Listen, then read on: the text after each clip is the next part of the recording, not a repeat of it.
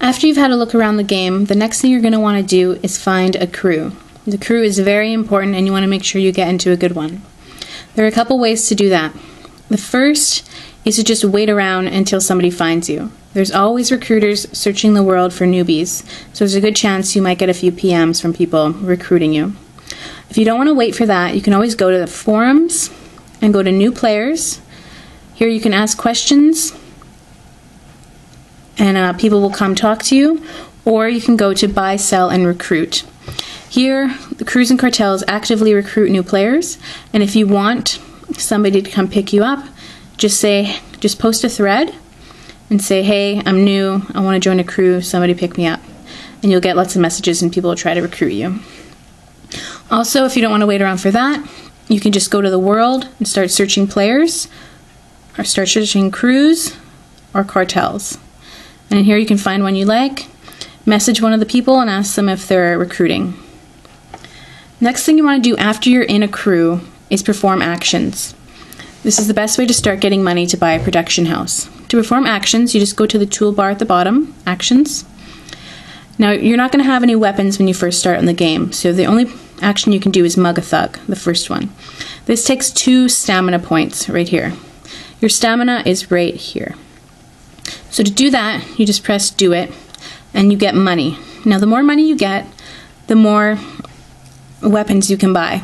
So you'll start out by buying a bat for the next action, then you'll buy a gun and a helmet, and a revolver and a knife, and so on. The more weapons you have, the more actions you can do, and the higher up the actions go, the more money you get. Now, if you're new, you might want to borrow $55,000 from somebody in your crew. They might lend this to you, or they might just give it to you. That is to do the credit card fraud auction. You're going to need to purchase a fake credit card and a laptop to do this action. It takes 20 stamina points, but when you do it, you usually get around $10,000. Here I got 13, but it varies each time. That is the best action to perform no matter what you're doing. After you've started doing actions and you're doing weapons, the next thing you're going to want to do is start fighting. Now, there's a couple ways to do that. If you're new, it's best to search the world to find players to fight. So you go to players, filter, and you just want to type in 3 letters, like I'll put in MUN for like money, and then hit done and turn on the no crew feature. Now that means that it's only going to search players who don't have a crew. So these are all probably either going to be players that are dead, we'll call them, that aren't actively playing, or that are new like you. And they're going to be people that you have a higher chance of beating in a fight.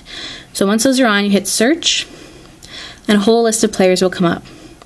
Now you can only attack people with health over 20. That's the first thing. So we'll look for somebody with over 20 health.